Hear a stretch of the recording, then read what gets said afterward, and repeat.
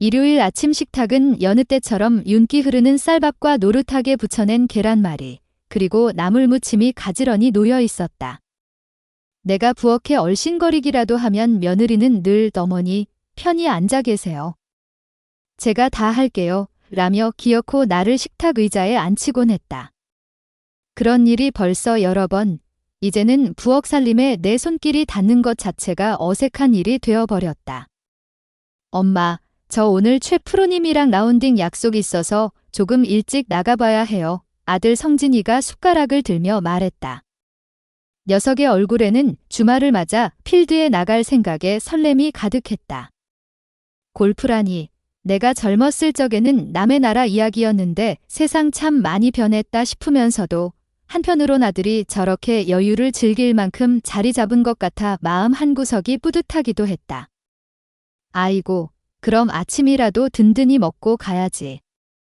빈속에 운동하면 쓰러진다. 이나는 자리에서 일어나 냉장고로 향했다. 작년 늦가을 직접 담가 뒤뜰 장독에 묻어두었던 김장김치가 겨우내 잘 사가 이제는 제법 맛이 든 묵은지로 변해 있었다. 시커멓게 익어 군내가 살짝 도는 묵은지를 보니 문득 성진이 어릴 적 모습이 눈앞에 아른거렸다. 유난히 입이 짧았던 녀석이 이 묵은지 많은 밥도둑이라며 얼마나 잘 먹었던가. 쭉쭉 찢어 따끈한 밥 위에 척 걸쳐주면 두 그릇도 뚝딱 해치우던 모습이 눈에 선했다. 묵은지 통을 꺼내 뚜껑을 열자 특유의 깊고 시큼한 냄새가 코를 찔렀다. 잘 익었다는 증거였다. 나는 그 중에서도 가장 맛있는 속 줄기 부분을 쭉 찢어 아들 밥그릇에 올려주었다. 고춧가루가 섞인 김치국물이 내 손가락을 타고 흘러내렸지만 그게 바로 손맛 아니겠는가. 이야, 역시 우리 엄마 묵은지가 최고라니까. 아들이 어린아이처럼 환하게 웃으며 밥과 함께 묵은지를 한 입 크게 베어 물려는 바로 그 순간이었다. 어머님, 지금 뭐 하시는 거예요? 더러워 죽겠네, 정말. 날카롭고 신경질적인 며느리의 고함이 평화롭던 식탁의 공기를 칼처럼 갈랐다. 순간 식탁에 앉은 모두의 움직임이 그대로 멈춰버렸다. 나는 너무 놀라 손에 든 묵은지 조각을 놓칠 뻔했다. 며느리 지혜는 얼굴이 시뻘개져 있었고 그 눈빛이 어찌나 매섭던지 금방이라도 불꽃이 튀어나올 것만 같았다. 아니, 음식을 맨손으로 그렇게 막 찢으시면 어떡해요. 그것도 방금 뭘 만졌는지도 모르는 손으로. 지혜는 마치 벌레라도 본 듯한 표정으로 질색하며 소리쳤다.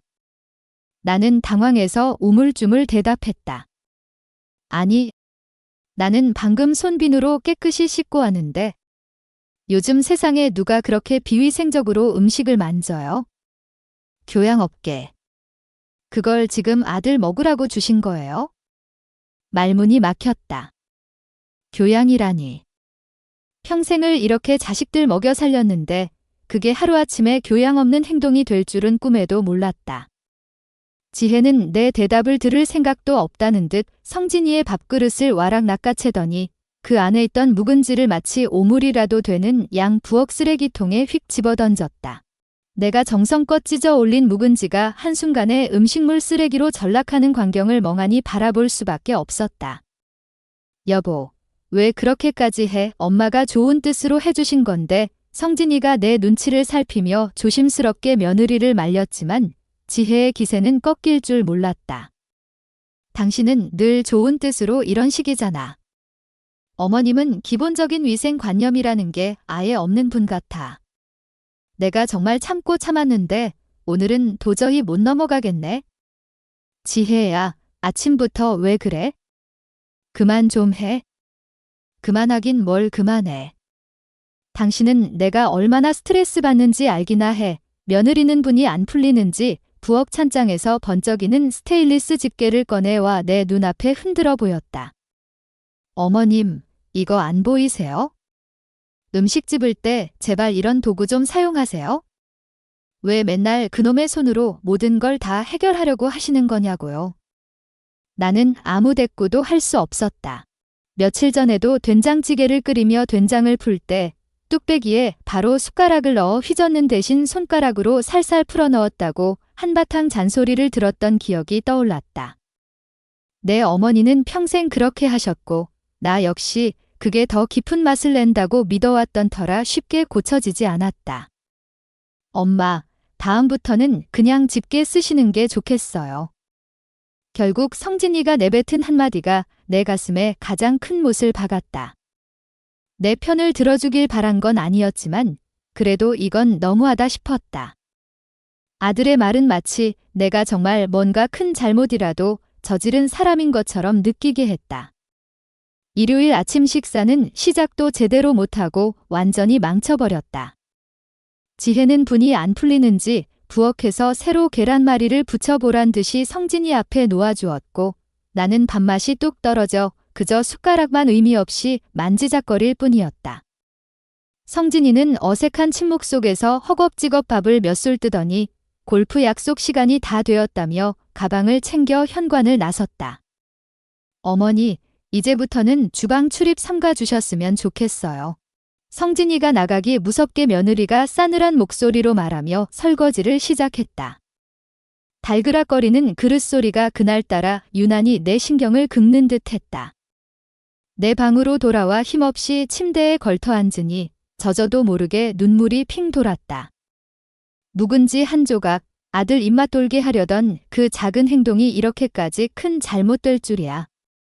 40년 넘게 가족들 밥상 차리며 손에 물 마를 날 없이 살았는데 이제 와서 더럽고 교양 없다는 소리나 듣는 신세가 될 줄은 정말 몰랐다. 창밖을 보니 성진이가 골프백을 차 트렁크에 싣고 있었다. 아침에 있었던 일이 마음에 걸렸다면 한 번쯤은 이쪽을 돌아보며 미안한 기색이라도 보일까 싶었지만 녀석은 아무렇지도 않게 차에 올라 그대로 떠나버렸다. 그렇게 무정하게 사라지는 아들의 뒷모습이 어찌나 야속하던지. 거실에서는 며느리가 트는 노랫가락이 흘러나왔다. 믿기지 않을 만큼 태평해 보였다. 어쩌면 나만 이렇게 속을 끓이는 건지도 모르겠다. 나는 떨리는 손으로 핸드폰을 꺼내 성진이에게 문자를 보냈다. 한참을 기다려도 질금 표시는 사라졌지만 끝끝내 답장은 오지 않았다. 골프 치느라 바쁜 건지 아니면 정말 내게 실망한 건지 알 수 없었다. 날 점심. 며느리는 저 친구랑 런치 약속 있어요. 한마디 툭 던지고는 한껏 멋을 부리고 노래까지 흥얼거리며 나가버렸다. 쾅 하고 닫히는 현관문 소리가 내 가슴에도 똑같이 박히는 이는 것 같았다. 저녁이 되어도 집에는 정적만이 감돌았다. 냉장고를 열어 아침에 꺼냈던 묵통을 다시 꺼냈다. 까맣게 잘 익은 묵은지 한 줄기를 손으로 쭉 찢어 입에 넣었다. 짭짤하면서도 시원하고 알싸하게 매운 그 맛이 입안 가득 퍼졌다.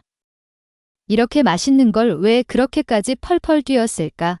도무지 이해할 수가 없었다. 밥 한 공기에 이 묵은지 하나만 놓고 저녁을 먹는데 문득 이 집에서 내가 과연 필요한 존재이기는 한 걸까 하는 쓸쓸한 생각이 들었다. 밤 10시가 훌쩍 넘어서야 성진이가 술이 거나하게 취해 돌아왔다. 비틀거리며 내 방문을 빼꼼히 열었다. 어머니, 아직 안 주무셨어요?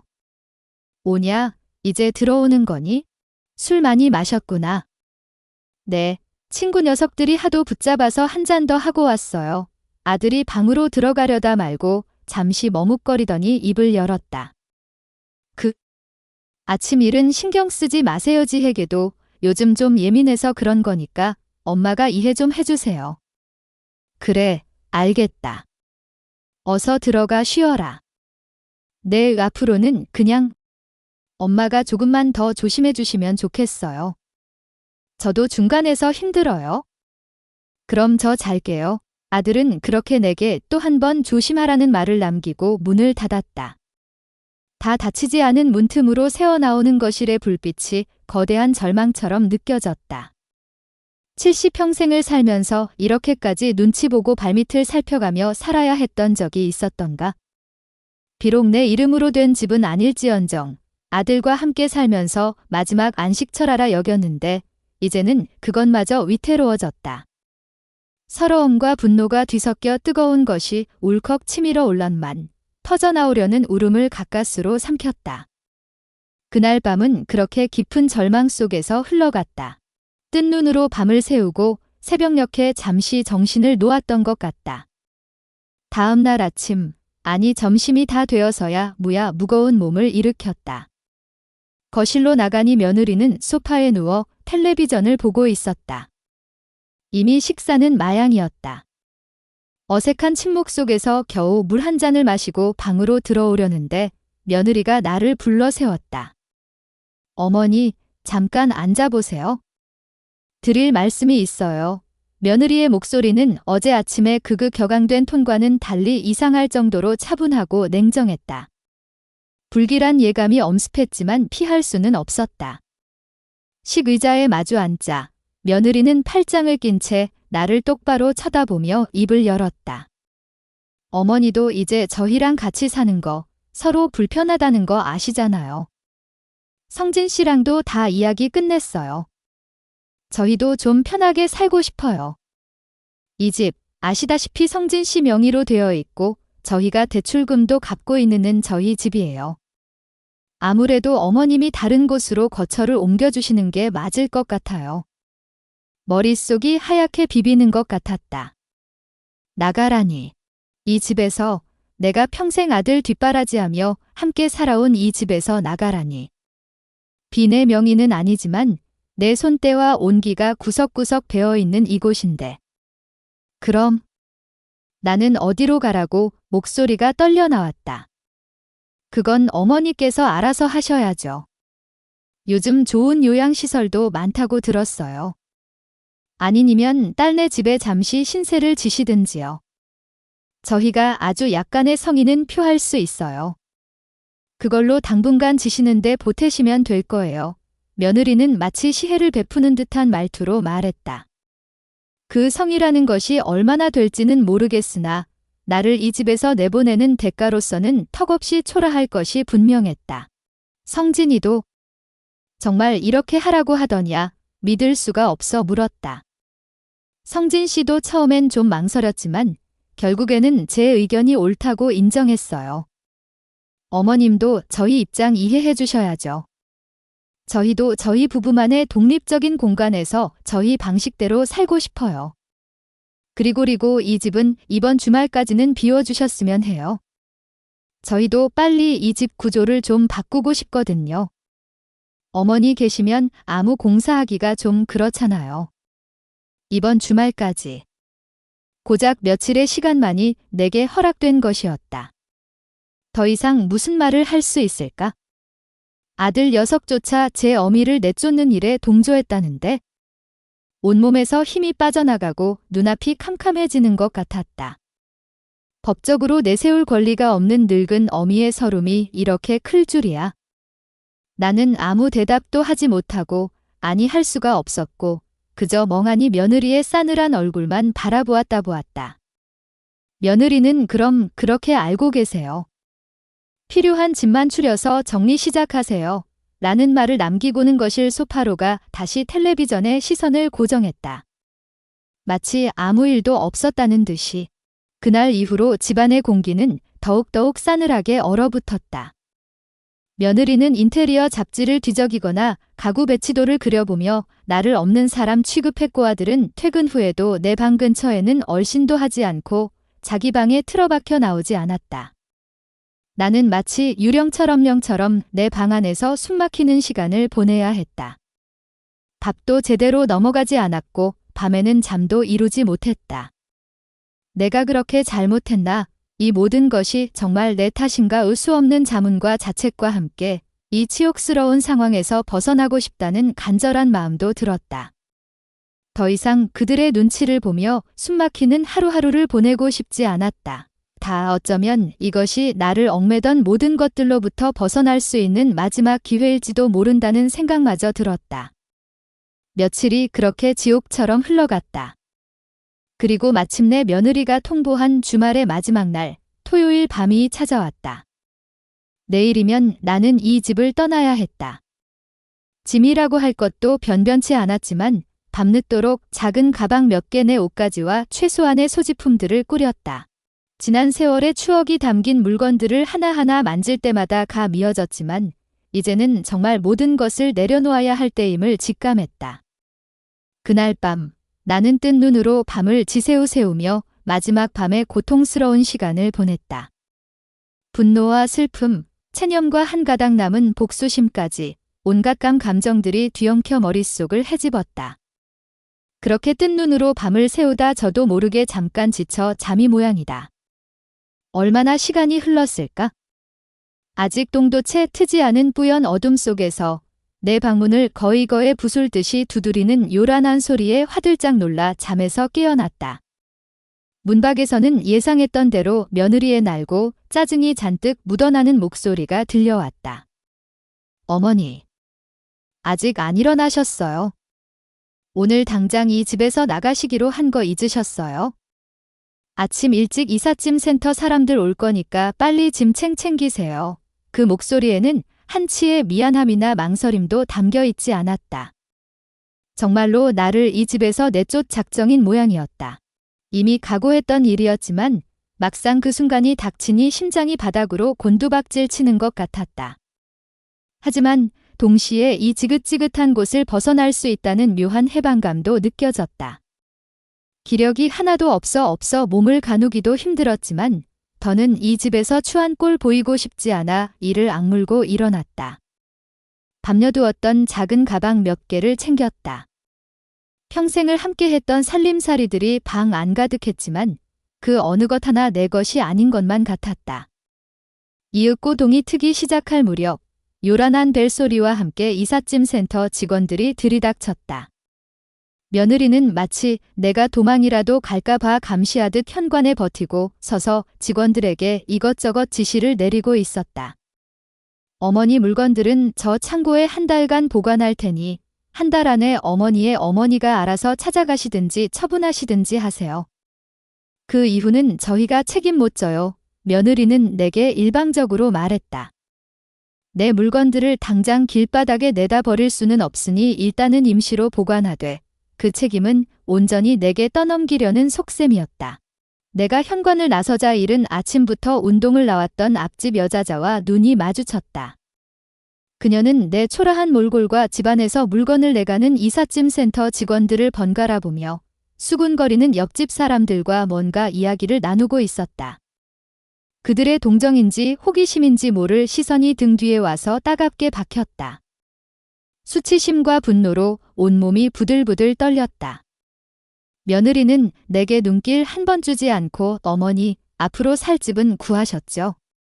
저희도 이제 이 집 팔고 분가할 거니까 그렇게 아세요. 라는 말만 차갑게 내뱉었다. 아들 성진이는 회사에 중요한 회의가 있다며 새벽같이 출근하고 집에 없었다. 다 어쩌면 이 광경을 마주할 용기가 없었던 것이겠지.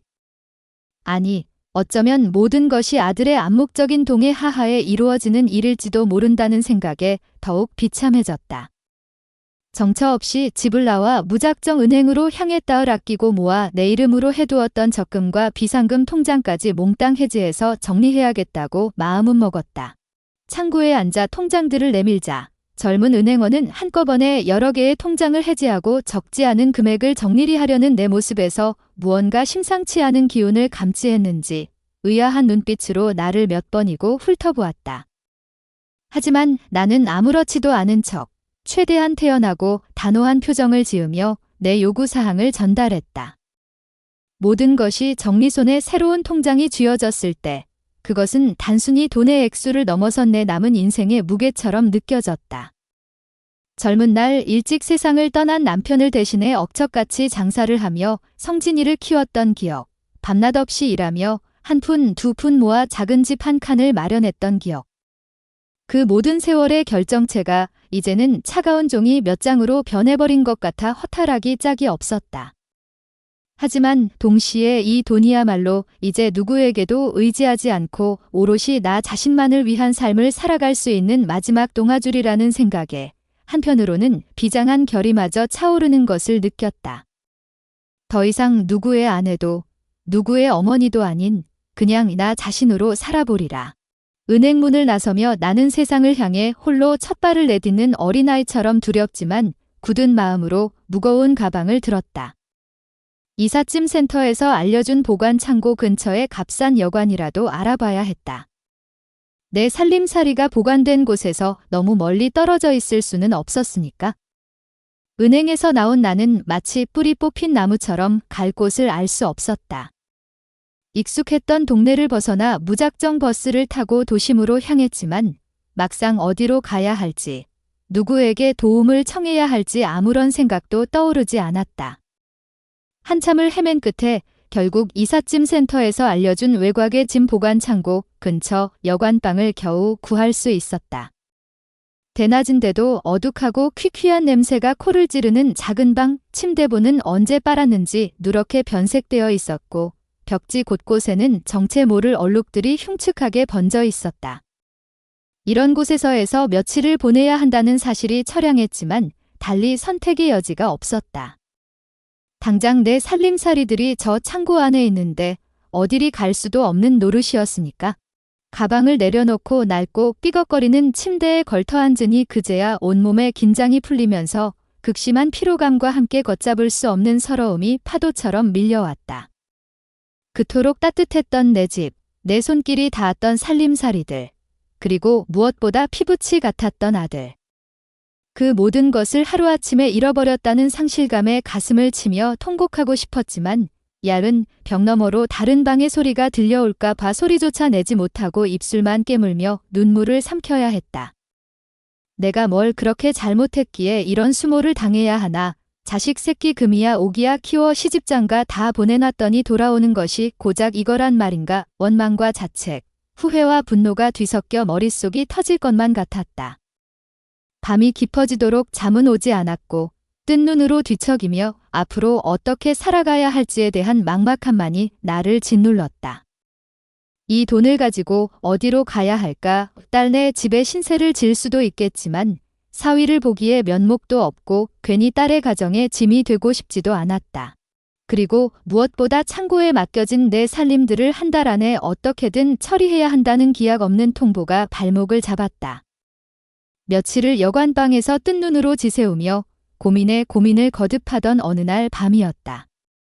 잠 못 이루고 뒤척이다 무심코 텔레비전을 켰는데 마침 한 채널에서 한적한 시골이나 아름다운 섬으로 귀촌하여 새로운 삶을 살아가는 사람들의 이야기가 펼쳐지고 있었다. 푸른 바다를 배경으로 소박한 집을 짓고 텃밭을 가꾸며 자연과 더불어 살아가는 그들의 모습은 어쩐지 낯설지 않게 느껴졌다. 특히 모든 것을 잃고 절망 속에서 섬으로 들어가 민박집을 운영하며 제2의 인생을 꽃피우고 있다는 한 중년 여성의 이야기가 마음에 깊은 울림을 주었다. 그녀의 얼굴에는 고단함보다는 평온함과 만족감이 어려 있었고 그 모습이 내게는 한 줄기 빛처럼 다가왔다. 그래, 어쩌면 나도 아무도 나를 알지 못하는 곳, 번잡하고 이기적인 도시를 벗어나 조용하고 평화로운 곳에서 마지막 생을 정리하는 것도 나쁘지 않겠다는 생각이 스쳐 지나갔다. 그 길로 나는 마치 무언가에 홀린 사람처럼 벌떡 여관을 나섰다.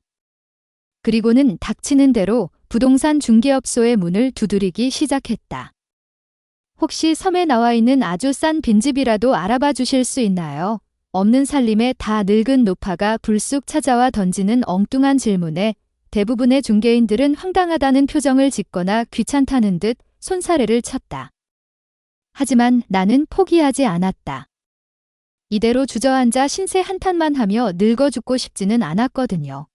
몇 군데를 더 돌아다닌 끝에 마침내 한 중개인이 내 간절한 눈빛을 읽었는지 아니면 내 손에 들린 가방 속 돈 냄새를 맡았는지 마지못해 컴퓨터를 뒤적이기 시작했다.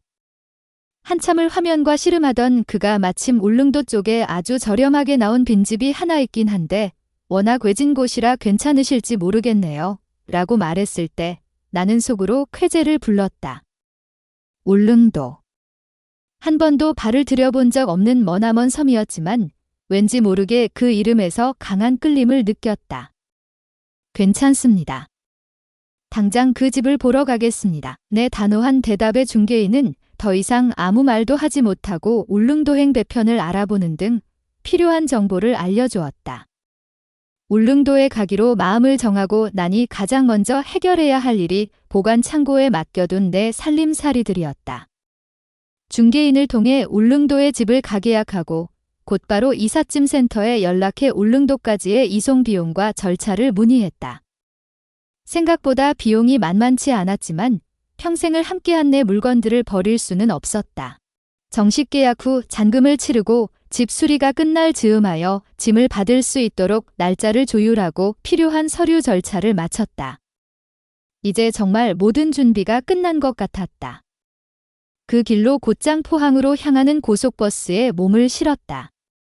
차창 밖으로 빠르게 스쳐 지나가는 풍경들을 멍하니 바라보며 나는 내 인생도 이렇게 한 시절이 끝나고 새로운 막을 향해 달려가고 있음을 직감했다. 포항 여객선 터미널에 도착하여 울릉도로 가는 배표를 끊고 플랫폼에 섰을 때 나는 마지막으로 성진이에게 전화를 걸었다. 혹시라도 그 사이에 마음이 변해 내 걱정을 하고 있지는 않을까? 아니면 어미로서 마지막으로 아들의 목소리라도 한번 듣고 싶다는 신락 같은 기대감 때문이었는지도 모르겠다. 하지만 차가운 기계음만이 반복해서 흘러나올 뿐 아들은 끝내 전화를 받지 않았다. 그 순간 내 마음속에 남아있던 아들에 대한 일말의 미련과 기대가 산산이 부서져 내리는 것을 느꼈다. 정말로 모든 것이 끝났다. 이 배를 타고 저 바다를 건너면 과거에 고통스러웠던 모든 인연과 기억들을 깨끗이 끊어내고 오롯이 나 자신만을 위한 새로운 삶을 시작할 수 있을 것이다. 거친 파도를 가르며 육지를 떠나 망망대해로 나아가는 뱃머리에서 나는 그렇게 다짐하고 또 다짐하며 비장한 새로운 인생의 첫 발을 힘겹게 내디뎠다. 내 살림살이들은 며칠 뒤 내가 섬에 정착하고 난 후에 도착할 예정이었다. 몇 시간 동안 배에 실려 파도와 싸운 끝에 마침내 도착한 울릉도는 내가 상상했던 것 이상으로 낯설고도 아름다운 풍경을 간직한 곳이었다. 깎아지를 웅장하게 솟아오른 해안 절벽 아래로는 수정처럼 맑고 푸른 동해 바다가 끝없이 펼쳐져 있었고 항구 주변으로는 아기자기한 집들이 옹기종기 모여 있었다. 육지에서는 좀처럼 듣기 힘든 구성진 사투리를 쓰는 섬 사람들의 활기찬 모습 또한 내게는 신선한 충격으로 다가왔다. 포항에서 함께 온 부동산 중개인의 안내를 받아 내가 계약하기로 한 집을 찾아가는 길은 생각보다 험난했다.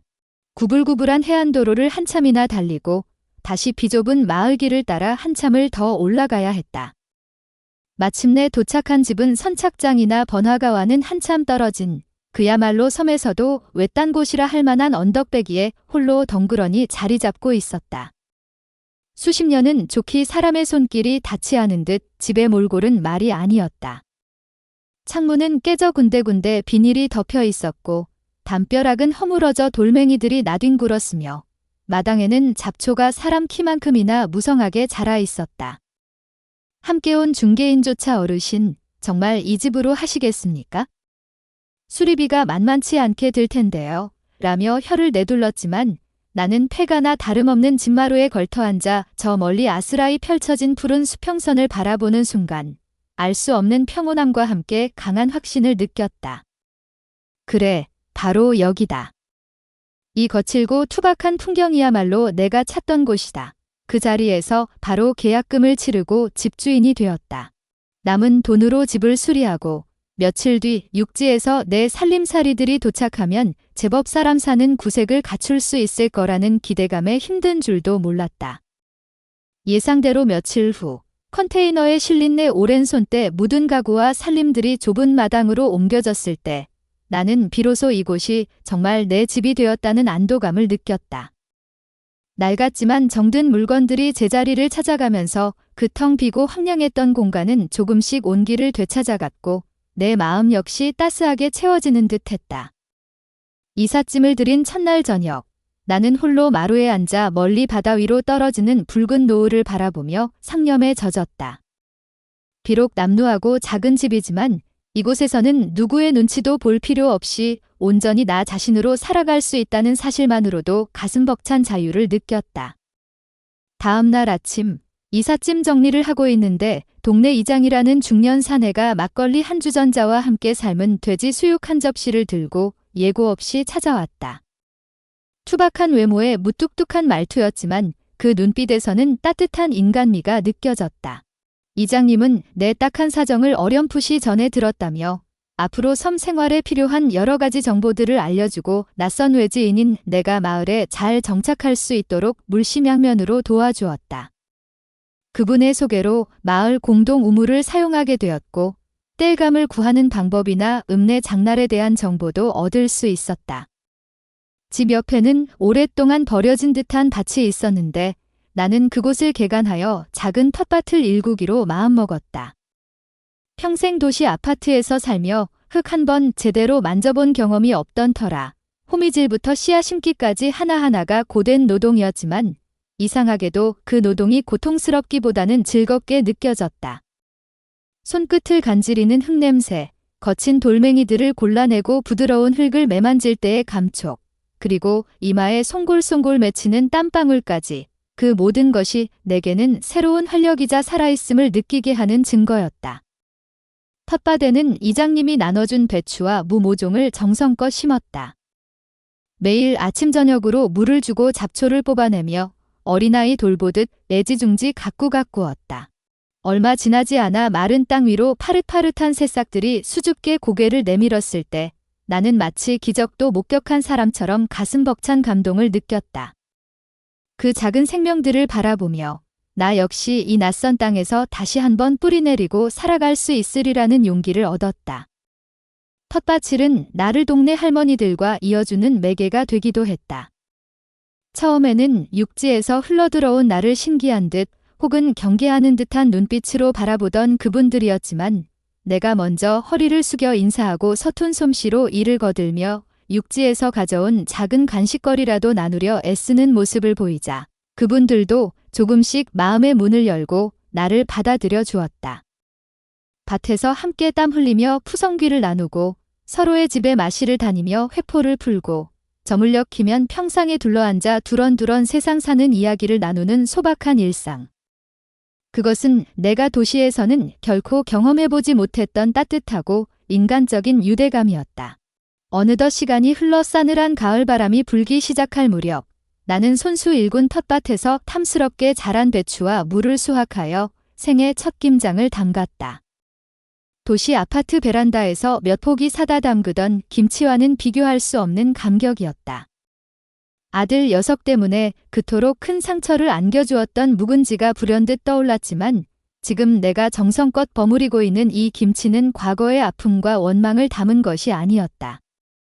그것은 바로 이 낯선 섬에서 새롭게 시작하는 내 삶의 희망과 의지를 담은 미래를 향한 김치였으니까. 잘 익은 김칫솔을 배추속잎 하나하나에 정성껏 채워 넣고 마당 한쪽에 미리 준비해둔 항아리마다 가득가득 눌러 담았다. 차가운 바닷바람이 내 김치를 더욱 깊고 맛있게 숙성시켜주기를, 그리고 내 인생 또한 이 혹독한 시련의 시간을 거쳐 더욱 단단하고 향기롭게 익어가기를 간절히 바라는 마음으로 나는 한동안 말없이 마당에 서서 묵묵히 파도 소리만 듣고 있었다. 내가 울릉도에 정착하여 조금씩 섬 생활에 익숙해져 가던 어느 날 정말 오랜만에 딸 윤희에게서 전화가 걸려왔다. 그동안 내 소식을 전해 듣지 못해 애를 태웠다던 딸아이는 한참 동안 울먹이며 말을 잇지 못하더니 이내 떨리는 목소리로 성진이 내외에게 닥친 믿기 어려운 불행을 하나씩 털어놓기 시작했다. 내가 그 집을 나온 지 불과 몇 달 지나지 않아 아들 내외는 결국 아파트를 급하게 처분하고 훨씬 작은 평수의 빌라로 이사를 갔다고 했다. 하지만 그것도 잠깐의 방편이었을 뿐 며느리 지혜는 시어미를 내쫓았다는 죄책감 때문이었는지 아니면 나에 대한 해묵은 반감과 분노를 해소할 길이 없었는지 백화점 명품관을 집 드나들듯 하고 외제차를 구입하는 등 분수에 넘치는 사치를 일삼기 시작했다고 한다. 철없는 아들 성진이는 그런 며느리의 그릇된 행동을 말리기는커녕 하고 싶은 대로 다 해. 내가 다 책임질게 라며 큰 소리를 치고는 함께 어울려 다니며 물쓰듯 돈을 낭비했다고 하고, 그러던 와중에 설상가상으로 성진이가 다니던 중소기업이 갑작스러운 경영 악화로 대규모 구조조정을 단행하면서 아들 역시 하루아침에 일자리를 잃고 실직자 신세로 전락하고 말았다고 한다. 하루아침에 수입이 끊기자 당장 생활고에 직면하게 된 그들은 퇴직금과 얼마 남지 않은 빌라 전세금까지 끌어모아 지인이 추천해준 주식에 소위 몰빵 투자를 감행했지만 결과는 처참한 실패로 돌아왔다고 했다. 순식간에 전 재산을 탕진하고 빚더미에 올라앉게 된 그때부터 집에는 하루가 멀다 하고 빚 독촉 전화가 빗발치고 험악한 인상의 사채업자들이 문을 두드리는 일이 일상이 되었다고 했다. 그런 극한 상황에 내몰리자 한때는 죽고 못 살 것처럼 굴었던 부부 사이에도 금이 가기 시작하여 매일같이 책임을 떠넘기며 고성이 오가는 싸움이 끊이지 않았다고 하고 견디다 못한 지혜는 결국 어린이를 내팽개치고 야반도주하듯 친정으로 도망을 쳤지만 이미 딸의 철없는 행동과 사위의 무능함에 치를 떨던 친정 부모님은 내가 선택한 인생이니 알아서 살아라. 다시는 이 집 문턱을 넘을 생각도 하지 마라 하며 받아주기는커녕 매정하게 딸을 쫓아버렸다고 한다. 오갈 데 없는 신세가 된 지혜는 결국 성진이에게 돌아왔지만 이미 서로에 대한 신뢰와 애정이 바닥난 그들은 얼마 전 서로의 머리채를 잡고 싸우다 경찰서까지 불려가는 추태를 부린 끝에 결국 이혼 서류에 도장을 찍고 완전히 남남이 되었다는 소식이었다. 윤희는 덤마, 오빠 정말 어쩌면 애는 또 무슨 죄고. 너무 불쌍해서 차마 눈뜨고 못 보겠어 라며 울먹였지만 이상하게도 내 마음은 잔잔한 호수처럼 아무런 동요도 일지 않았다. 그들이 겪고 있는 불행은 결국 그들 스스로가 자초한 일이며 각자가 뿌린 씨앗을 각자가 거두고 있을 뿐이라는 냉정한 생각만이 머릿속을 맴돌았다. 그날 밤 나는 깊은 생각에 잠겨 마당을 서성이다가 차가운 밤이슬을 맞으며 묵묵히 제자리를 지키고 있는 묵은지 항아리들을 가만히 어루만져 보았다. 바닷바람은 여전히 매서웠지만 내 마음은 이상하리만치 평온하고 단단해져 있었다. 그들의 파국적인 몰락이 내게 어떤 고소함이나 통쾌함을 안겨준 것은 아니었다. 그리고 이제 나는 정말로 그들의 질곡과도 같았던 삶의 그림자로부터 완전히 벗어나 자유로워졌음을 새삼 확인받은 듯한 기분이랄까? 항아리 속에서 조용히 익어가는 묵은지처럼 내 마음 또한 이 거친 섬에서의 고독한 세월 속에서 저도 모르는 사이에 더욱 깊어지고 단단하게 숙성되어 가고 있음을 어렴풋이 느낄 수 있었다. 이제 그 누구의 인생에도 그 어떤 과거의 기억에도 휘둘리지 않고 오롯이 나만의 속도로, 나만의 방식으로 내 남은 인생을 당당하게 살아갈 수 있을 것만 같았다. 울릉도에서의 생활이 어느덧 1년을 훌쩍 넘어서고 내 삶에는 잔잔하지만 의미 있는 변화들이 파도처럼 밀려오고 있었다. 텃밭에서 소소하게 기른 채소로 만든 내 반찬이 이제 제법 손맛 좋은 할머니라는 입소문을 타고 섬 안팎으로 퍼져나가기 시작했다. 처음에는 그저 정을 나누는 것이 좋아서 내가 직접 담근 묵은지나 장아찌, 육지에서는 맛보기 힘든 울릉도 특유의 나물무침 같은 것들을 이웃들에게 건네곤 했다. 그걸 맛본 사람들은 하나같이 저르신 이 귀한 걸 그냥 주시면 어떻게 해요? 제값 드리고 사 먹을 테니 조금만 더 만들어주세요. 라며 간곡히 부탁해왔다. 특히 내가 섬의 맑은 공기와와 짭조름한 해풍을 친구 삼아 옛날 어머니께 배운 전통 방식 그대로 정성껏 익힌 묵은지는 그 깊시원한 맛에 한 번 빠지면 헤어나오기 어렵다며 육지에 있는 자식이나 친지들에게 꼭 좀 보내고 싶다고 신신당부하는 이들이 줄을 이었다. 나는 한사코 손사래를 쳤다. 아이고, 내가 이걸로 무슨 돈을 벌겠다고 이러세요. 이 나이에 장사는 무슨 장사. 그냥 이웃끼리 나눠 먹고 그러면 됐지. 하지만 나를 찾아오는 관광객들이나 이장님을 통해 알게 된 읍내 식당 몇 군데가 마치 약속이나 한 듯 내 묵은지를 좀 정기적으로 납품해달라고 성화를 부리는 통에 나는 마지못해 아주 소량씩 값을 받고 팔기 시작한 것이 이 모든 일의 시작이었다. 곁에서 나를 지켜보던 옆집 강 할머니는 마치 자기 일처럼 기뻐하며 자네, 아까운 손맛을 그냥 썩이는 건 죄 짓는 거요? 이참에 작은 가게라도 하나 내든지 아니면 육지에 팔아보는 것도 괜찮을 것 같은데? 내가 다른 건 몰라도 일손 하나는 톡톡히 거들어 줄 수 있으니께 라며 내 등을 떠밀어 주었고 그 따뜻한 격려가 내게는 천군만마와도 같은 큰 힘이 되었다. 그렇게 불릉도 할매 묵은지라는 지금 생각하면 조금 촌스럽기도 하지만 정감 있는 이름으로 나의 작은 사업이 첫 발을 내딛게 되었다. 물론 시작은 모든 것이 서툴고 어설펐다.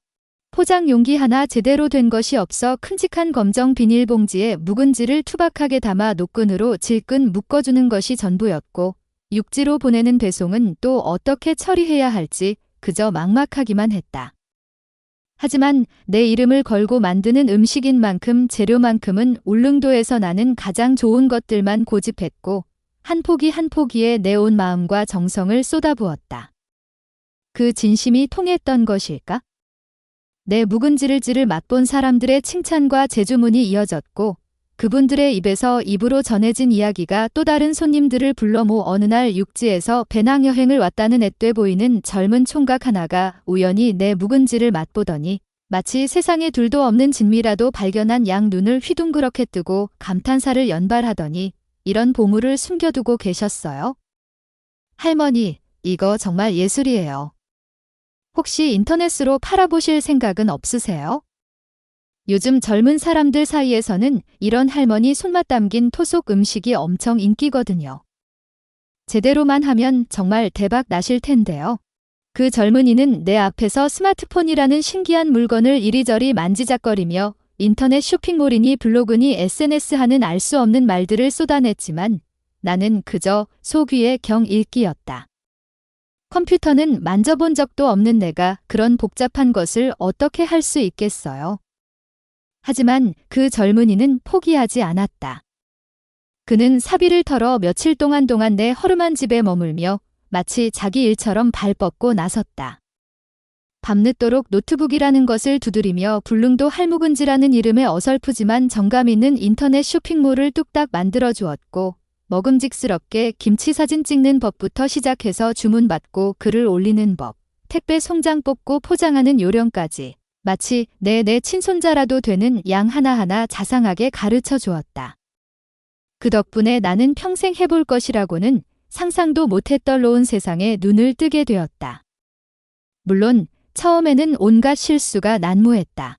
어설픈 마우스 클릭 한 번에 주문문 내역이 통째로 사라져 밤새 식은땀을 흘린 적도 있었고, 포장 과정에서 김칫국물이 새어나가 고객에게 호꾸지람을 듣고 몇 번이고 머리를 조아리며 사과하고 환불해준 아찔한 경험도 있었다. 그럴 때마다 내가 정말 이 나이에 무슨 부귀영화를 누리겠다고 이 고생을 사서 하는가 싶어 모든 것을 당장이라 때려치우고 싶은 마음이 굴뚝 같았지만 내 묵은지를 받아보고 정말 너무 맛있어서 눈물이 날 뻔했어요. 돌아가신 저희 친정어머니가 해주시던 바로 그 마디예요. 라는 따뜻한 감사 인사와 정성스러운 후기들을 읽을 때면 그런 고단함과 서름은 눈 녹듯 사르르 사라지곤 했다. 입소문은 마치 들불처럼 빨리 퍼져나가 내가 운영하는 작은 쇼핑몰은 금세 울릉도에 숨겨진 맛집으로 알려졌고, 울릉할매 묵은지는 화학조미료 하나 넣지 않고 오직 정직한 재료와 전통 방식, 그리고 할머니의 깊은 손맛과 정성이 더해 착한 김치, 명품 김치라는 과분한 평판을 받으며 전국 각지에서 주문이 그야말로 폭주하기 시작했다. 저 혼자서는 도저히 감당할 수 없을 만큼 주문량이 기하급수적으로 늘어나자 나는 고민 끝에 동네에서 특별한 소일거리가 없어 적적하게 지내시던 할머니 몇 분께 조심스럽게 함께 일해보자고 제안했다. 처음에는 아이고, 이 사람아, 우리가 뭘 할 줄 안다고 이 늙은이들한테 일을 맡기려고 그려? 괜히 우리가 자네 장사에 누가 되면 어쩌려고 으라며 한사코 손사래를 치고 부담스러워 하시던 할머니들도 내가 진심으로 다가가 할머니들 손맛이 얼마나 좋은데요. 저 혼자서는 도저히 못해요. 제발 저 좀 도와주세요. 일당도 제가 다른 데보다는 더 넉넉하게 챙겨드릴게요. 라며 간곡히 부탁하고 또 함께 일하는 동안 편안하고 즐거운 분위기를 만들려고 노력하자 금세 내 마음을 알아주시고는 더없이 훌륭하고 든든한 지원군이 되어주셨다. 그렇게 내 작은 부엌은 매일 아침 동네 할머니들의 정겨운 이야기 소리와 맛있는 김치 버무리는 냄새, 그리고 끊임없이 울려대는 주문 전화 벨소리로 가득 차게 되었다. 우리는 함께 배추를 다듬고 물을 썰고 산더미처럼 싸싸인 양념을 버무리면서 마치 한 가족처럼 웃고 떠들었다. 일하다 힘들면 마루에 걸터앉아 시원한 막걸한 사발씩 나눠 마시며 숨을 돌리기도 하고 서로의 아픈 속사정을 털어놓으며 눈물 짓기도 했다. 그렇게 힘든 노동 속에서도 우리는 서로에게 의지가 되고 위안이 되어주며 어느덧 한 해가 저물어가고 있었다. 나는 그동안 함께 땀 흘려준 할머니들과 마당 평상에 둘러앉아 커다란 가마솥에 돼지고기를 푹 삶아 갓 담근 겉절이와 묵은지를 곁들여 나눠 먹으며 조촐하지만 마음만은 풍족한 잔치를 벌벌였다. 단순히 돈을 많이 벌어서가 아니었다. 내 힘으로, 내 능력으로 무언가를 당당하게 일궈냈다는 그 벅찬 성취, 그리고 나로 인해 평생을 가족을 위해 헌신만 해오셨던 동네 할머니들에게 작게나마 경제적인 도움과 함께 삶의 활력을 드릴 수 있게 되었다는 그 사실이 그 무엇과도 바꿀 수 없는 깊은 뿌듯함과 행복감을 안겨주었기 때문이었다. 뺨을 간지리는 울릉도의 짭조름한 해풍 속에서 나는 내 인생의 황혼역에 예기치 않게 찾아온 이 소중한 성공과 변화가 결코 헛된 것이 아님을 가슴 깊이 느끼며 조용히 미소 지었다. 이 예전 아들네 집에서 살던 넓고 화려한 집에서의 외로움과 무기력감에 짓눌려 지내던 것과는 교할 수 없이 이제 나는 당당한 사업가이자 한 공동체의 따뜻한 중심으로 다시 서가고 있었으니까. 그 변화의 중심에는 나를 업신여겼던 며느리가 그토록 경멸했던 바로 그 묵은지가 있었다. 울릉도 할매 묵은지 사업이 나날이 번창하며 그야말로 눈코 뜰 새 없이 바쁘고 보람찬 나날을 보내던 어느 늦가을녘이었다. 그날도 새벽부터 일어나 밀려드는 주문량을 맞추기 위해 동네 할머니들과 함께 온종일 김치와 씨름하고 마지막 택배 차량까지 떠나보낸 뒤에야 겨우 한숨을 돌릴 수 있었다. 고단했지만 마음만은 풍족했던 하루를 마무리하며 뜨끈한 아랫목에 몸을 누이고 막 잠이 들려던 참이었다. 그때 머리맡에 놓아둔 핸드폰이라는 벨소리를 울리며 정적을 깨뜨렸다. 발신자 번호를 보니 모르는 번호였다. 평소 같으면 스팸 전화려니 하고 무시했을 테지만 그날따라 이상하게도 그냥 지나칠 수가 없었다. 마치 무언가 불길한 예감이라도 스친 듯 나는 조심스럽게 통화 버튼을 눌렀다. 수화기 너머에서는 한동안 거친 숨소리 외에는 아무런 소리도 들려오지 않다가 이내 잔뜩 잠기고 갈라져 거의 형체를 알아보기 힘들 정도로 변해버린, 그러나 내 기억 속에는 너무나도 깊이 각인되어 있는 한 남자의 목소리가 희미하게 흘러나왔다. 엄마. 그 한마디에 내 심장은 그대로 바닥까지 쿵 떨어지는 것만 같았다. 성진이, 내 아들이었다. 그 이름을 내 입 밖에 내어 불러보거나 떠올려보지 않은 지 벌써 몇 년의 세월이 흘렀던가. 그동안 애써 잊고 지냈다고 생각했는데 목소리 하나에 굳게 닫아두었던 마음의 빗장이 불며 그동안의 서름과 기억들이 한꺼번에 터져나왔다. 나는 간신히 정신을 차리고는 애써 아무렇지도 않은 척 싸늘하고 냉랭한 목소리로 대꾸했다. 누구신데 함부로 남의 어미를 찾으시오? 나는 당신같이 나약하고 비겁한 아들을 둔 기억이 없소만 내 얼음장같이 차가운 반응에 전화기 저편의 아들은 한동안 아무런 말도 잇지 못하더니 어린아이처럼 서럽게 흐느끼는 소리와 함께 거의 절규에 가까운 목리로 외쳐왔다. 엄마. 저예요. 엄마 아들 성진이에요. 엄마, 제발 저 좀 살려주세요. 제가 정말 다 잘못했어요. 제가 죽일 놈이에요. 정말 죽을 죄를 지었어요, 엄마. 그 목소리에는 예전에 내가 알던 아들의 모습이라고는 티끌만큼도 남아있지 않았다.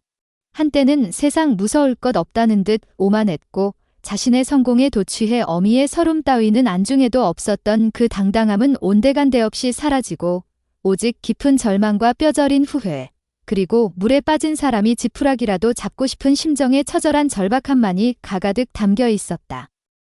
딸 윤희를 통해 간간히 아들의 비참한 소식을 전해 듣기는 했지만 이렇게 그와 직접 연락이 닿은 것은 정말이지 그날 집에서 쫓겨난 이후 처음 있는 일이었다.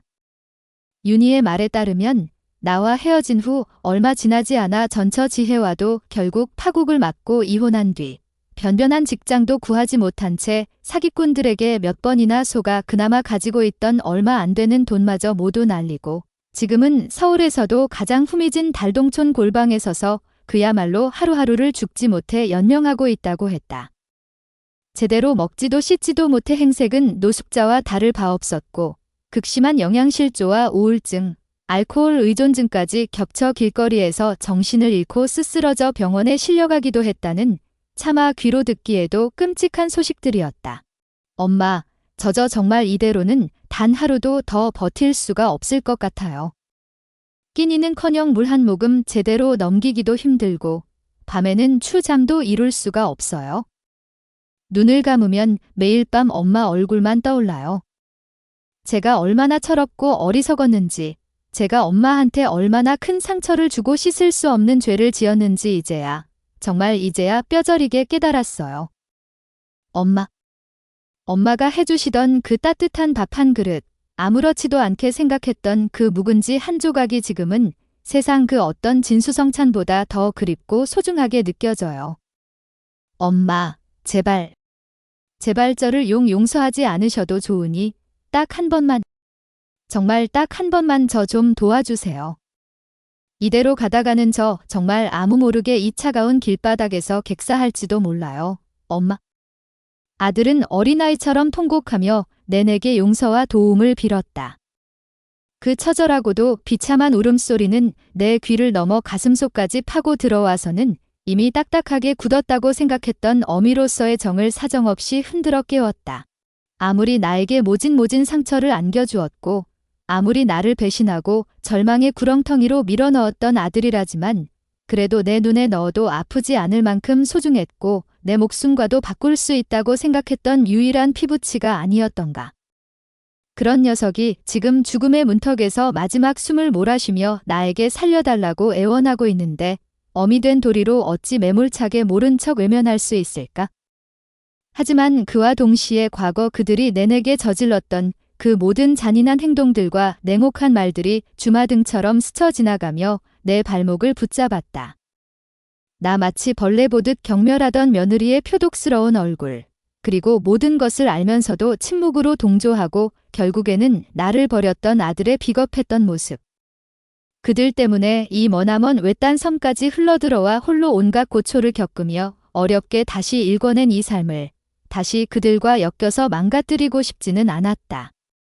한번 상처받은 마음은 또다시 상처받기 쉬운 법이니까. 한참 동안의 무거운 침묵 끝에 나는 결국 내 안에서 들른 어미로서의 연민을 억누르고 메마른 목소리로 입을 열었다.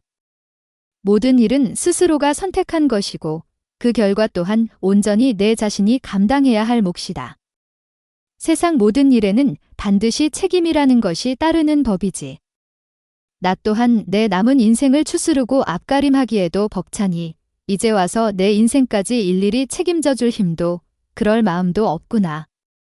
그러니 앞으로는 2번 다시 나를 찾지 말아라. 아들의 절규와 통곡이 다시 한번 전화기 너머로 폭포수처럼 터져나왔지만 나는 더 이상 그 소리를 듣고 싶지 않아 매정하게 전화를 끊었다. 수화기를 내려놓은 내 손은 마치 중풍이라도 맞은 사람처럼 사시나무 떨듯 걷잡을 수 없이 떨리고 있었고 내 눈에서는 저도 모르는 사이에 뜨거운 눈물이 뺨을 타고 하염없이 흘러내리고 있었다. 비록 냉정하게 뿌리치기는 했지만 피를 나눈 자식의 처절한 절규를 외면했다는 깊은 죄책감으로 그날 밤도 뜬 눈으로 길고도 고통스러운 밤을 보내야 했다. 아들과의 그 가슴 아픈 통화 이후 한동안 내 마음은 심란하기 이를 데 없어 일상생활조차 제대로 영위하기 어려울 정도였다. 애써 아무렇지 않은 척했지만 밤마다 잠자리에 누우면 아들의 그 절규 섞인 울음소리가 환청처럼 귓가를 맴돌았고 어미로서 자외면했다는 무거운 죄책감에 가슴이 답답해 숨쉬기조차 힘들었다. 그럼에도 불구하고 나는 내 결정을 후회하지 않으려 애썼다. 그것만이 나 자신을 지키고 내가 어렵게 되찾은 이 소중한 삶을 지킬 수 있는 유일한 길이라고 믿었으니까. 그러던 어느 봄 햇살이 유난히 따사롭던 날이었다. 점심시간이 조금 지나 작업장 할머니들과 함께 마당 평상에 둘러앉아 늦은 점심을 먹으며 잠시 망중한을 즐기고 있을 때였다. 그때 우리 집 대문에서 누군가가 기웃거리는 그림자가 드리워졌다.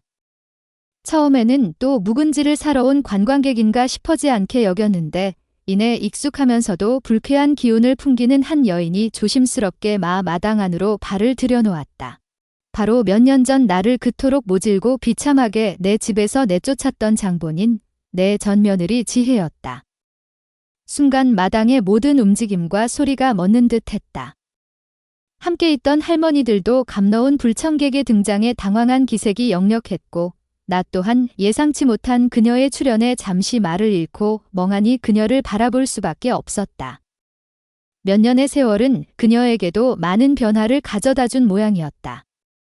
한때는 온갖 값비싼 명품으로 온몸을 치장하고 다니며 화려함을 뽐내던 모습은 온데간데 없이 사라지고 유행이 한참이나 지난 듯한 옷차림에 관리하지 않아 푸석한 얼굴. 어디인지 모르게 초라해 보였지만 눈빛만은 예전처럼 탐욕과 도끼로 형형하게 빛나고 있는 듯했다. 지혜는 주춤거리며 내 눈치를 살피더니 이내 언제 그랬냐는 듯 뻔뻔하기 짝이 없는 미소를 얼굴에 띠고 내게 다가와서는 마치 며칠 전에 보고 또 만난 사람처럼 살갑게 인사를 건넸다. 어머님, 잘 지내셨어요 아이고. 여기까지 찾아오느라 얼마나 고생했는지 몰라요. 배가 고픈데 혹시 찬밥이라도 한 덩이 얻어먹을 수 있을까요? 그녀의 뻔뻔함은 하늘을 찌를 기세였다. 나는 말없이 그녀를 작업장 한쪽에 마련된 작은 방으로 안내했다. 물 한 그릇을 내주었지만 그녀는 고개를 두리번거리며 방 안에 값비싼 물건이라도 찾는 듯한 탐욕스러운 시선으로 주위를 훔쳐보았다. 깔끔하게 정돈된 작업장 내부의 현대식 설설비들, 분주하지만 활기차게 일하고 있는 동네 할머니들의 모습, 그리고 내가 사는 작지만 아늑하고 정갈하게 꾸며진 한 채의 풍경을 번갈아 훑어보는 그녀의 눈빛에서는 노골적인 부러움과 도저히 이 상황을 이해할 수 없다는 듯한 경멸감마저 교차하는 것을 읽을 수 있었다. 마치 보잘것없는 늙은이가 어떻게 이런 부를 쌓았는지 묻는 듯한 표정이었다. 어머님, 사업이 이렇게까지 번창하고 계신 줄은 정말 꿈에도 몰랐어요. 신문에도 여러 번 나시고 얼마 전에는 텔레비전에도 나오시고 정말 대단하세요, 어머님. 존경스러워 지혜는 마치 간이라도 빼줄 것처럼 입에 발린 아부와 칭찬을 쉴 새 없이 늘어놓았지만 그 속셈에 다른 꿍꿍이가 숨겨져 있다는 것을 내가 모를 리 없었다. 잠시 어색한 침묵이 흐른 후 그녀는 기다렸다는 듯이 특유의 능글맞은 표정을 지으며 본색을 드러냈다. 사실은 어머님께 꼭 부탁드릴 일이 있어서 이렇게 염치불고하고 멀리까지 찾아왔어요. 어머님도 익히 들어 아시겠지만 성진 씨랑은 결국 좋지 않게 헤어졌고 지금 이혼 후에 혼자 힘으로 아이 키우며 정말 너무나 힘겹게 살아가고 있거든요.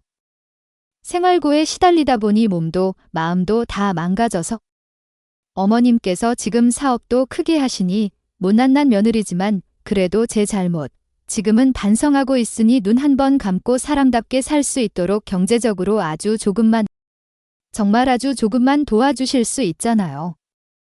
어머님의 그 크신 은혜는 평생토록 가슴에 새기고 있지 않겠어요. 그녀의 파렴치하고도 가증스러운 요구에 나는 그만 실소를 터뜨릴 수밖에 없었다. 예전에 그 아나무인이고 잔인했던 모습은 다 어디로 가고 이제 와서 가식적인 눈물과 동정심에 호소하며 돈을 요구하다니.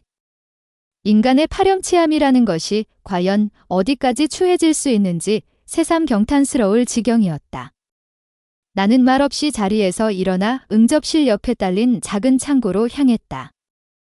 그리고는 잘 익은 가장 탐스러운 놈으로 하나를 골라 큼직하고 먹음직스러운 포기김치 한 통을 정성껏 꺼내왔다. 그리고 그것을 잔뜩 기대에 부풀어 나를 바라보고 있는 지혜 앞에 보란듯이 내밀었다. 내가 찾는 건 돈이겠지만 내게 선뜻 내어줄 수 있는 건 바로 이게 전부구나. 나의 예상치 못한 행동과 말에 지혜의 얼굴은 순간 당혹감과 모멸감, 그리고 참을 수 없는 분노로 시뻘겋게 달아올랐다가 이내 하얗게 질리기를 반복하는 것을 똑똑히 목격 수 있었다. 지금 저랑 장난하시는 거예요, 어머님? 제가 고작 김치 쪼가리나 한 통 얻어먹으려고 이 먼 울릉도까지 생고생하며 찾아온 줄 아세요? 사람을 뭘로 보시고 그녀가 자존심이 상했는지 날카로운 비명에 가까운 소리를 질렀지만 나는 조금도 동요하지 않고 오히려 더욱 차분하고 단호한 목소리로 말을 이었다. 내가 예전에 그토록 더럽고 천박하며 교양 없는 음식이라며 내동댕이치고 모욕했던 바로 그 묵은지다. 나는 바로 이 묵은지 한 조각 때문에 나를 내쫓겨 이 외딴 섬까지 흘러들어왔고 그리고 바로 이 묵은지 덕분에 내 남은 인생을 다시 일으켜 세우고 모든 것을 새로 읽어낼 수 있었다. 그러니 너도 한번 내 두 손으로, 내 힘으로, 내 능력으로 한번 이 세상과 맞서 싸워 살아남아 보란 말이다. 더 이상 남에게 빌부터 구차하게 연명할 생각일랑 애초에 꿈도 꾸지 말고 말이다. 내 서슬퍼런 일침의 지혜는 마치 망치로 뒤통수라도 한 대 얻어맞은 사람처럼 한동안 아무 말도 하지 못하고 멍하니 나만 바라보고 있었다. 그녀는 분하고 원통해서 당장이라도 내게 머리채라도 잡을 것처럼 달려들 기세였지만 끝내 아무 반박도 하지 못하고 자리에서 벌떡 일어나서는 거친 숨소리만 씩씩 내뱉으며 돌아섰다. 오랜만에 내 가슴속 깊은 곳에서부터 짜릿한 후련함이 밀려왔다. 그것은 결코 값싼 복수심에서 비롯된 감정은 아니었다. 그것 바로 내 스스로의 힘으로 과거의 깊은 상처를 극복하고 나의 당당한 삶을 떳떳하게 일궈낸 한 인간으로서의 자부심과 존엄이었다. 이제 나는 더 이상 과거의 아픈 기억에 얽매여 고통받지 않고 내 앞에 펼쳐진 현재의 소중한 순간들을 온전히 살아갈 수 있을 것만 같았다. 나를 그토록 괴롭혔던 전 며느리 지혜가 폭풍처럼 다녀간 후 내 마음은 역설적이게도 더욱 깊은 평온함과 안정감을 되찾았다. 마치치 오랜 시간 나를 짓누르고 있던 무거운 돌덩이 하나가 깨끗이 치워진 듯한 후련함 때문이었을까?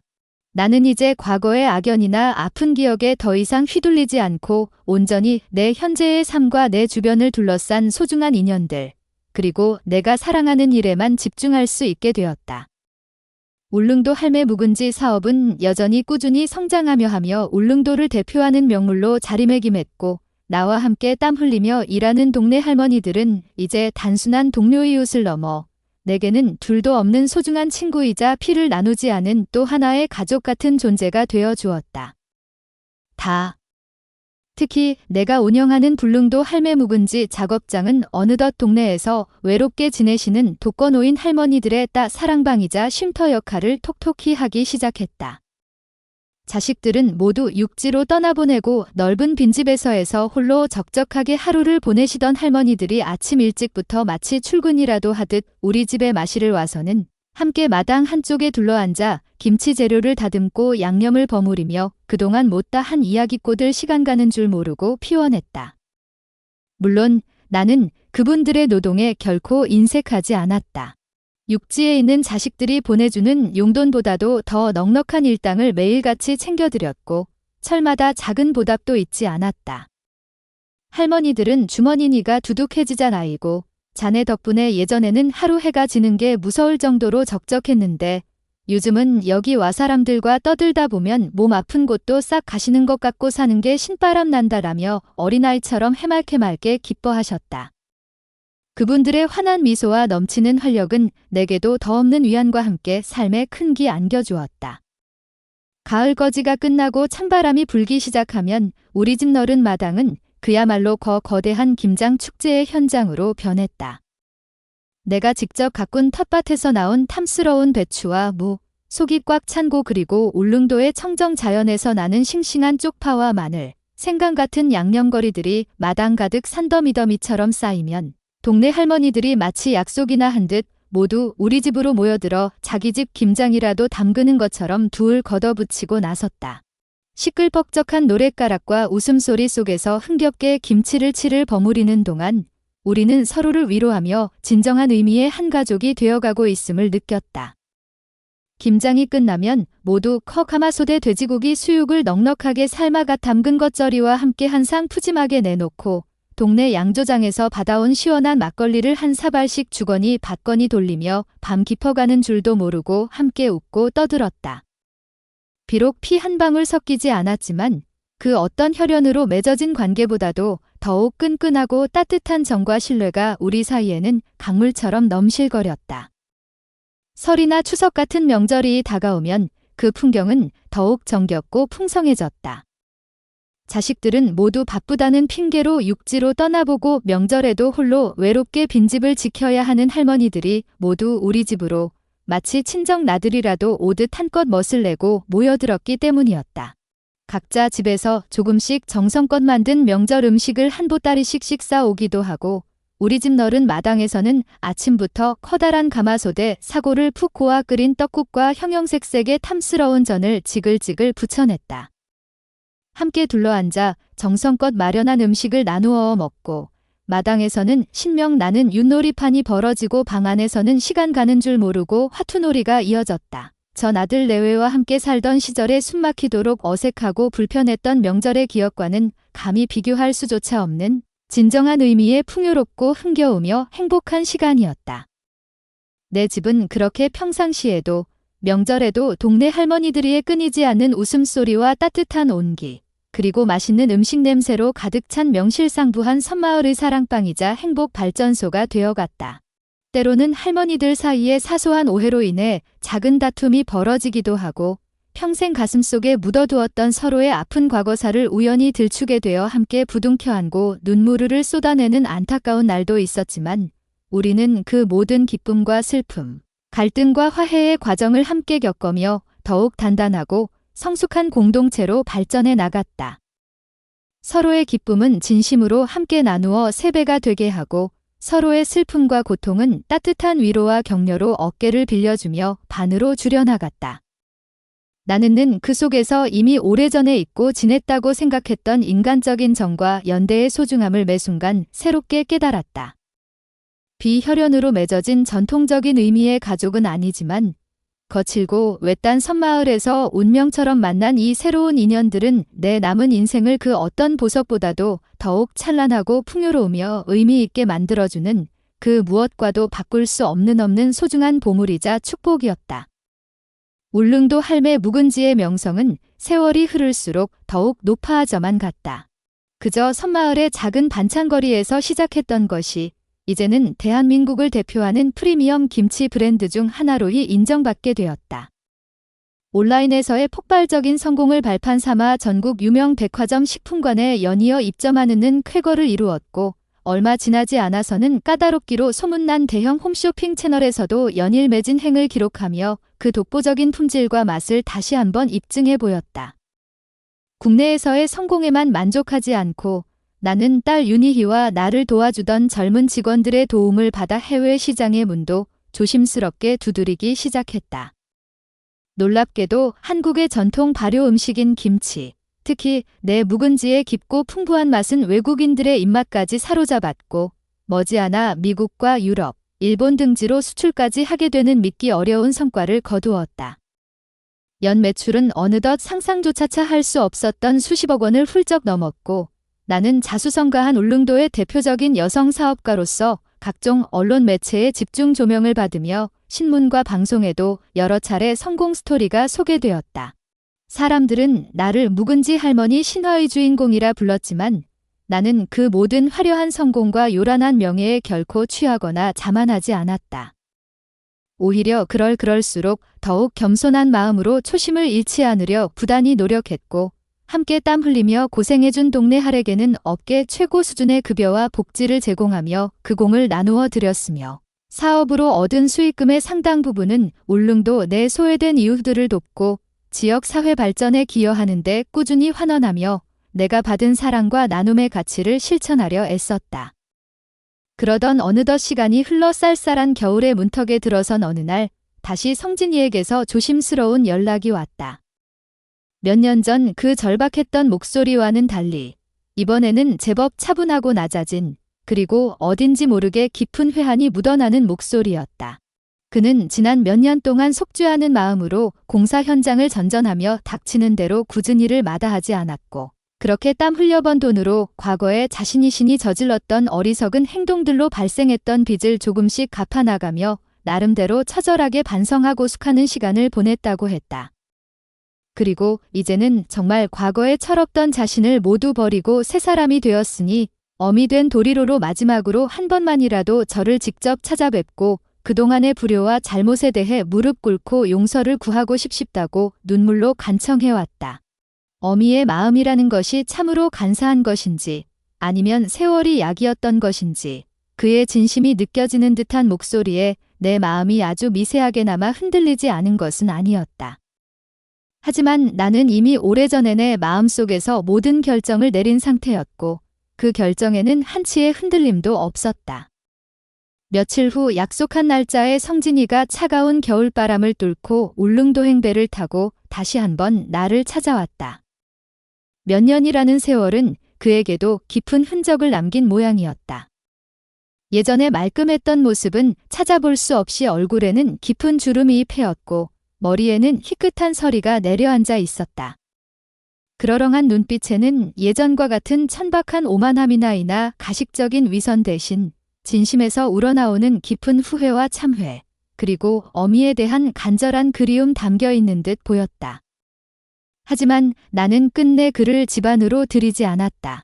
싸늘한 겨울 바닷바람이 매섭게 몰아치는 마당 한가운데서 나는 두툼한 외투 자락을 여미며 그를 차갑게 마주했다. 그는 내 앞에 다가와 아무 말 없이 털썩 무릎을 꿇더니 마치 죄인처럼 고개를 깊이 숙이고는 그동안의 모든 잘못과 불효에 대해 흐느끼며 용서를 빌고 있었다.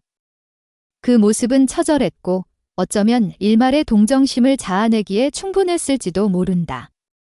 하지만 내 마음은 더 이상 흔들리지 않았다. 이제 와서 내 눈물과 사가 내게 무슨 의미가 있겠느냐. 이미 엎질러진 물은 다시 주워 담을 수 없는 법이고 나는 나대로 내 상처를 극복하고 내 길을 찾아 꿋꿋이 살아왔다. 그러니 너는 너대로 내 남은 인생을 책임지고 살아가야 할 테지. 우리는 이미 만나지 말아야 할 남보다도 못한 사이가 되어버렸으니 부디 이것이 우리의 마지막이 되되기를 바랄 뿐이다. 다시는 서로의 그림자조차 밟는 일 없었으면 좋겠구나. 내 얼음장처럼 차갑고도 단호한 말에 성진이는 결국 더 이상 아무런 말도 잇지 못하고 바닥에 떨어진 고개를 참아들지 못한 채 한참을 흐느끼다가 이내 말없이 자리에서 일어나 비틀거리는 걸음으로 돌아설 수밖에 없었다. 저 멀리 부두뚝가로 향하는 아들의 한없이 작고 쓸쓸한 뒷모습을 한참 동안이나 말없이 바라보며 내 마음속 깊은 곳에서는 아주 희미하고도 작은 연민의 감정이 잔물결처럼 일렁이고 지나갔지만 그것은 아주 잠시뿐이었다. 내게는 후회도 미련도 없었다. 그것은 내가 내 자신을 온전히 지키고 내가 피와 땀으로 어렵게 일궈낸 지금의 이 소중한 행복을 지키기 위한 가장 현명한 선택이었으니까. 그날 해가 저물 무렵 나는 홀로 마당 한쪽에 나란히 줄지어 늘어선 내 인생의 동반자이자 분신과도 같은 묵은지 항아리들을 하나하나 정성껏 다독였다. 차갑지만 상쾌한 겨울 바닷바람이 내 희끗한 머리칼을 부드럽게 쓰고 저 멀리 검푸른 수평선 너머로는 마지막 남은 하루의 빛을 토해내듯 붉고도 장엄한 노노울이 아름답게 불타오르고 있었다. 항아리 속에서 세월의 깊이를 더하며 맛있게 익어가는 묵은지 은지처럼 내 인생 또한 그 모질고도 혹독했던 시련과 풍파 속에서 저도 모르는 사이에 더욱 깊어지고 향기로우며 단단 숙성되었음을 가슴으로 느꼈다. 지난날 나를 괴롭혔던 모든 아픔과 상처는 이제 아련하고도 희미한 과거의 기억으로 남아있을 뿐 내 마음은 그 어느 때보다도 고요하고 평화로움으로 가득 차 있었다. 그래, 어쩌면 내 진짜 인생은 바로 지금 이 순간부터 다시 시작되는 것인지도 모르겠구나. 나는 나지막이 그렇게 독백하며 장하게 저물어가는 겨울 바다를 향해 가만히 미소 지었다. 내 곁에는 이제 나를 진심으로 아껴주고 사랑해주는 새로운 가족과도 같은 소중한 이웃들이 있었고 내 두 손으로 당당하게 일궈낸 자랑스러운 삶의 터전이 있었다. 더 이상 그 무엇도 두렵지 않았고 세상 그 누구도 부럽지 않았다. 울릉도의 아름답고도 강인한 자연 속에서 나는 그렇게 내 인생의 가장 눈부시고도 찬란한 황혼을 온 마음으로 맞이하고 있었다.